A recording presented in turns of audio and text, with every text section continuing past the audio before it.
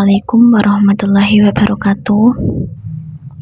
Perkenalkan, nama saya Dewi Friska Saputri, NIM 530102101117. Di sini saya akan memaparkan tugas UAS tafsir yang berjudul tentang tafsir ayat Al-Quran dan syarah hadis tentang guru dan murid.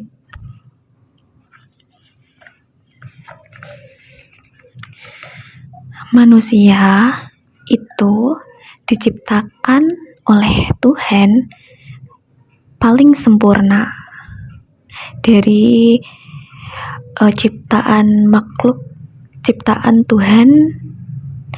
Makhluk lainnya itu manusia yang paling sempurna karena diberi akal pikiran.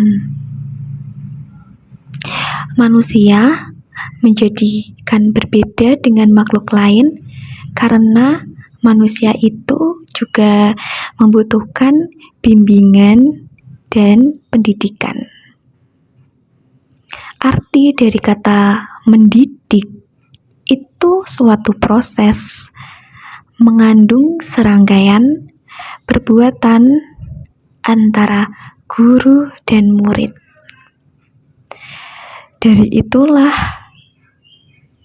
terjadi hubungan antar keterkaitan guru dengan murid. Faktor yang paling menentukan keberhasilan proses belajar mengajar itu adalah guru. Oleh karena itu, guru tidak saja sebagai orang dewasa yang bertugas profesional memindahkan ilmu pengetahuan yang dikuasainya kepada anak didik. Tetapi tugas guru itu lebih dari itu, yaitu memimpin atau menjadi pendidik dan pembimbing di kalangan anak didiknya. Sebagaimana tujuan pendidikan dalam Islam itu menciptakan manusia atau membentuk manusia yang memiliki karakter.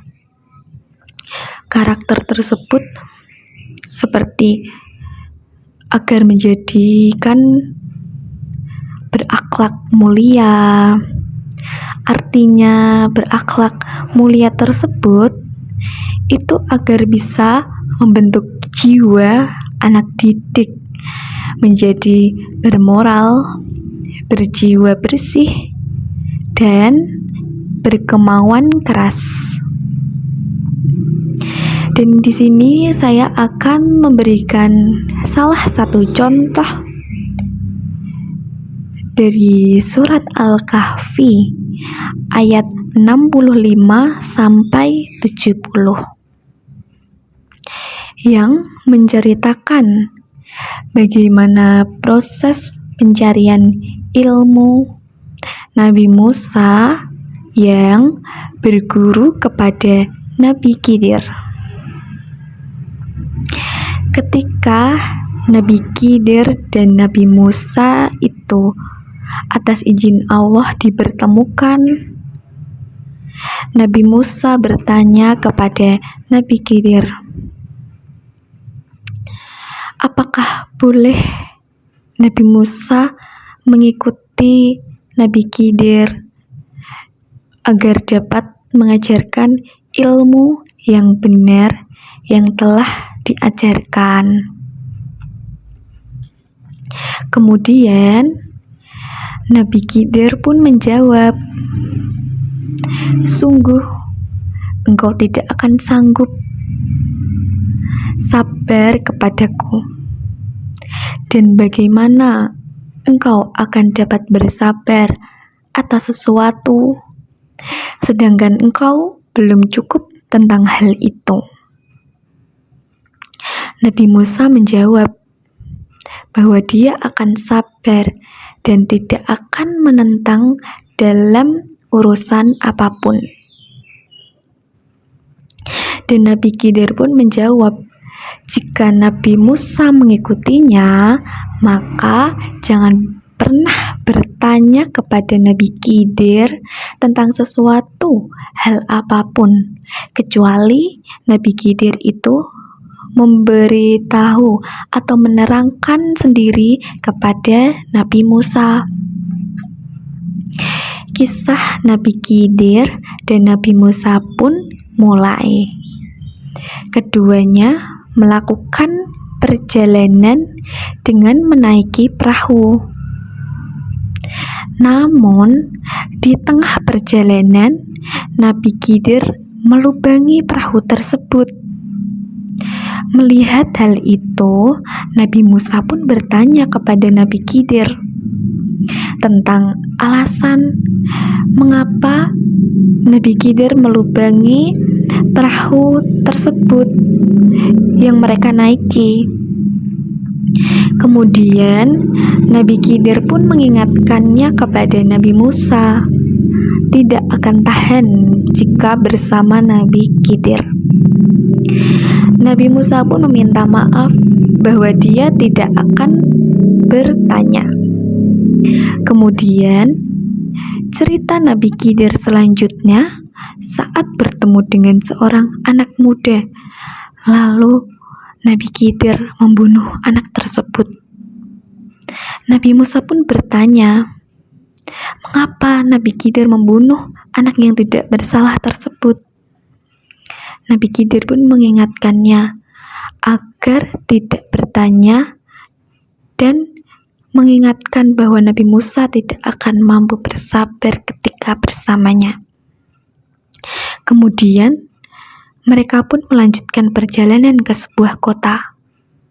Nabi Khidir pun melihat terdapat dinding rumah yang hampir roboh dan Nabi Khidir membenarkan rumah tersebut.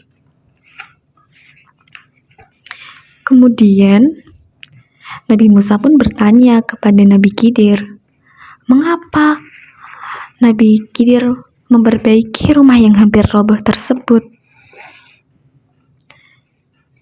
Mendengar hal itu, Nabi Khidir pun memutuskan berpisah dengan Nabi Musa.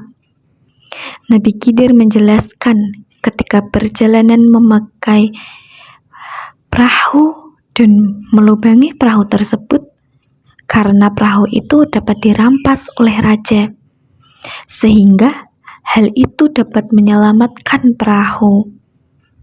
Kemudian anak muda yang dibunuh itu karena kelak jika anak tersebut tumbuh dewasa, dia akan menjadi seorang kafir. Sehingga Nabi Khidir pun khawatir jika sang anak tidak bisa membawa orang tuanya. Nabi Khidir khawatir jika sang anak bisa membawa orang tuanya dalam kekafiran. Terakhir, Nabi Khidir menjelaskan kepada Nabi Musa perihal dinding rumah yang ia perbaiki. Menurutnya, rumah tersebut dimiliki oleh 2 anak yatim dan di bawahnya tersimpan harta bagi mereka berdua. Kemudian materi tentang syarah hadis tentang guru dan murid itu dari sahabat Abi Umamah berkata, Rasulullah SAW bersabda, barang siapa yang mengajarkan satu ayat dari kitabullah kepada seorang hamba, maka orang itu menjadi junjungan hamba tersebut. Hamba tersebut tidak boleh merendahkan orang tersebut dan tidak boleh mendahulinya, harus memuliakannya. Sekian dari saya, kurang lebihnya saya mohon maaf. Wassalamualaikum